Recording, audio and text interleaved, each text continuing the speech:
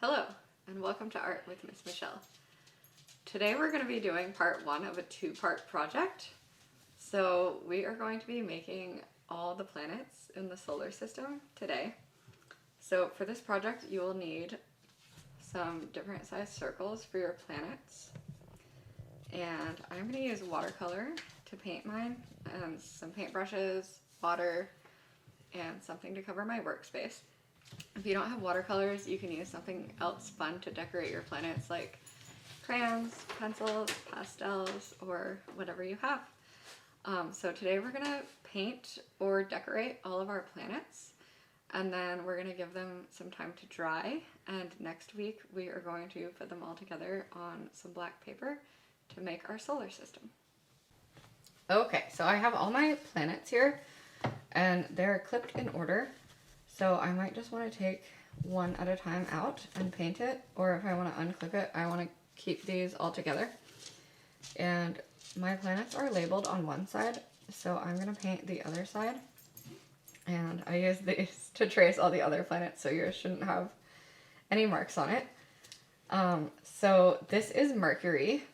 Mercury is the smallest planet in our solar system, and it is also the closest planet to the sun. Mercury, because it's so close to the sun, when it orbits its way around the sun, it only takes 88 days. So 1 year on Mercury is 88 days. And looking at Mercury, it looks like a dark gray color. So I'm going to use some black and paint my planet a dark gray. And Mercury actually has wrinkles, and it is also the planet with the most craters. So if I want to add some darker spots, and if you have a pencil or a smaller paintbrush, I think I can use this paintbrush. I'm just going to make some spots for my craters, and maybe when this dries, if I want to go back, I can make some little circles around them with my pencil. I can try to maybe add some wrinkles if I want. That might be another good thing to add later with a pencil, but I'm gonna make my gray cratered Mercury. Another interesting fact about Mercury is that even though it is the closest planet to the sun, which the sun gives all the planets their heat, Mercury is only the second hottest planet.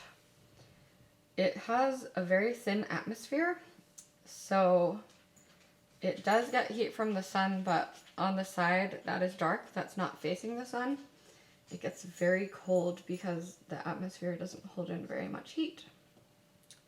So my next planet is Venus. Venus is the second closest planet to the sun, and it is also our closest planetary neighbor, so it's the closest planet to Earth, and it is the hottest planet. So if you are looking at Venus from space, it just looks white or whitish gray, but if you were standing on Venus, it would look kind of orange and yellow because the atmosphere is very thick and it holds in the light from the sun. But Venus is the hottest planet, and you would not be able to stand on it because you would burn up. It's actually hot enough to burn metal, to liquefy metal, so you certainly wouldn't be able to stand on it. But I'm going to make it look kind of yellow and orange like the colors of the sun, because I think that's a little bit more interesting than just making it a grayish white.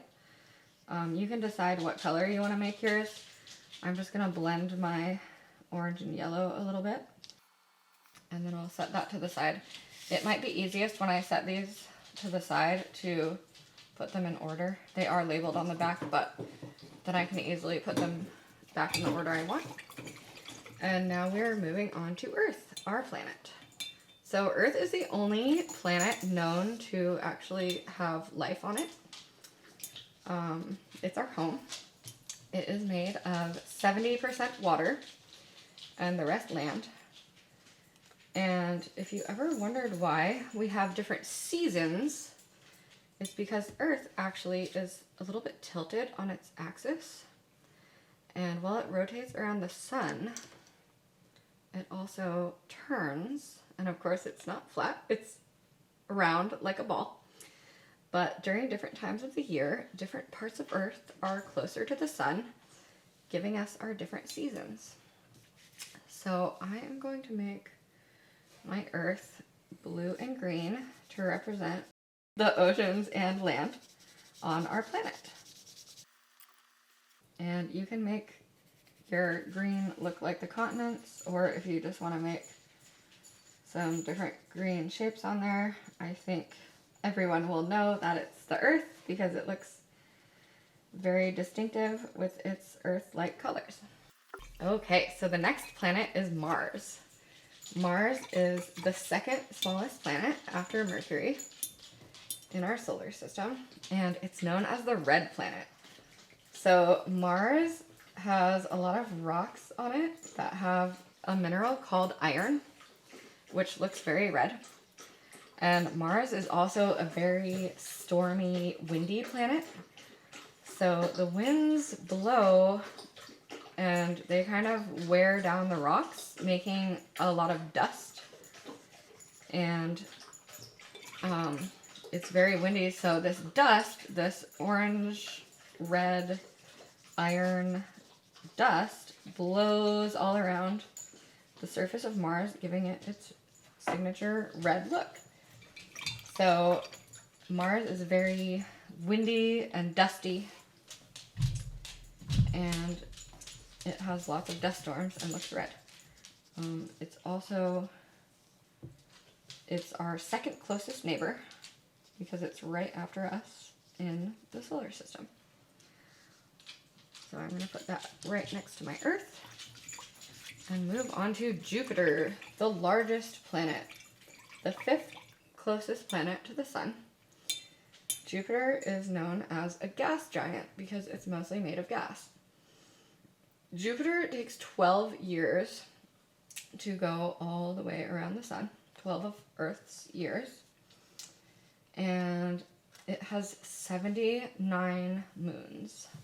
So we have our one moon. Jupiter has 79 moons. Jupiter has lots of swirling cloud stripes, so it can be different colors. It also has lots of storms, and it's known for its red spot. So Jupiter looks kind of white, yellowish, and orange, but it has this red spot, which is actually this storm that's been happening for hundreds of years on the surface of the planet. So it's very interesting. So I'm just going to make this some different colors with some stripes. It might not be the most accurate, but I also, while I want this to look realistic, I want my solar system to look kind of artistic and fun and interesting as well. And then I'm going to add my red spot. So my next planet is Saturn. Saturn is the second largest planet. It's also a gas giant. It has 53 moons, so not quite as many as Jupiter, but still a lot. And it's kind of a yellowish brown color. This is probably a little too bright, but that's okay.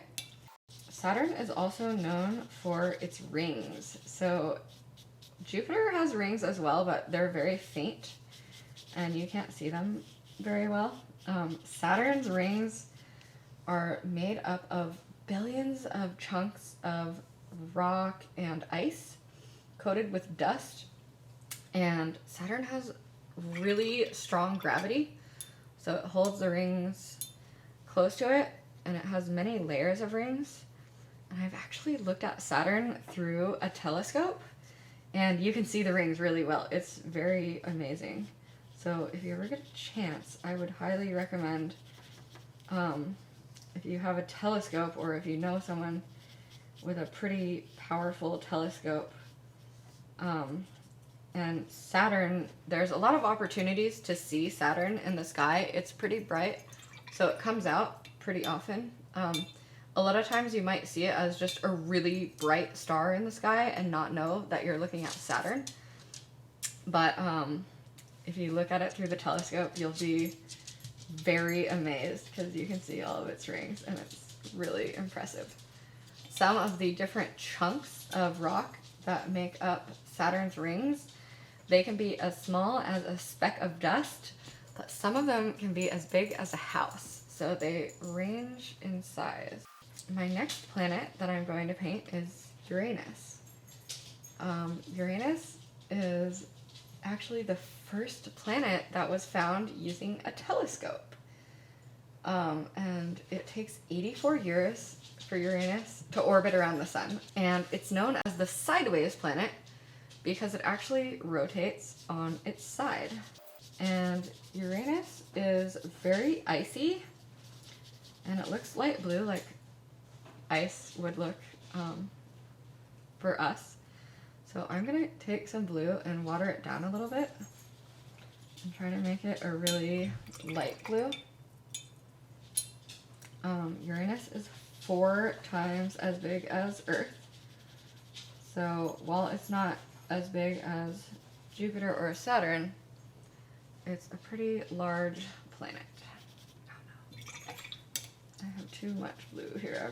if I get a color that's a little bit too dark with these watercolors, I can just rinse off my brush and take some plain water and spread my color around. And this is actually pretty strong paint, so it's kind of hard for me to get a medium color, so I'm just gonna do the best I can. I think I kind of like that. And I'm gonna move on to my last planet, Neptune. Now, Neptune is actually a really bright blue, which is why I wanted my Uranus to be a lighter blue, because this one's a really strong, really bright blue. Neptune has lots of clouds, and the tops of them look very blue, which is what gives it its nice blue color.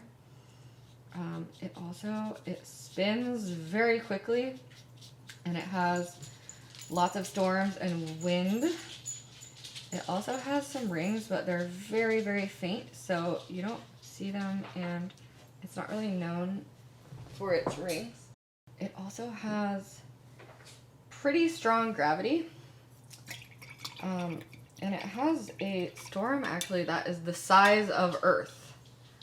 So if you want, you can add a big storm on here just for fun, an Earth-sized storm.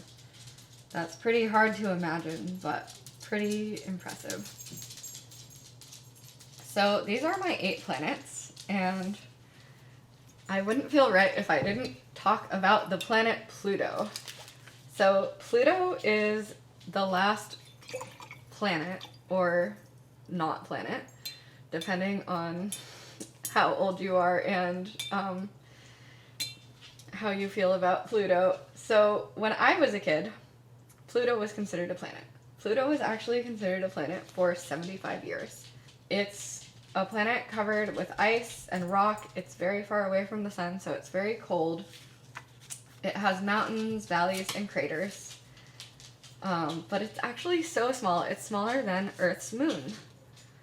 So while it was known as a planet for 75 years, in 2006, scientists decided they were going to take away its status and make it a dwarf planet. So it's still there. It rotates around the sun. It's just very, very small. So the science community decided that since there are other similarly sized objects in space, and Pluto is so small, it's not going to be considered a planet anymore. It's going to be considered a dwarf planet. So you can decide if you want to include it in your solar system or not, and we can talk more about that when we glue our planets onto our black paper next week. So the last thing I'm going to do is the sun. So the sun is the center of our solar system. and all the planets rotate around the sun. Our sun is actually a star. It's a very bright star. It's very bright and it provides us with our heat. Without the sun, we would not be able to live because our planet would be very, very cold. We would have no light or heat. We wouldn't be able to grow any food. It's just very important that we have the sun because it sustains all life on our planet. So I'm just gonna paint my sun kind of yellow and orange the way it looks in the sky. I just want to make sure it looks different from my Jupiter and Saturn. I'm gonna just kind of blend my orange and yellow to get a nice color. So now that I have all my planets, I've painted them, they're wet, so I'm gonna let these dry. And then once they're dry, I want to make sure I put them in a safe place and keep them for next week. Put them back in your envelope or put them in your packet or keep them near your art space, wherever is a good safe place, so you'll have them ready for next week when we can assemble our solar system. So thanks for watching my video. I hope you like this project and happy planet painting.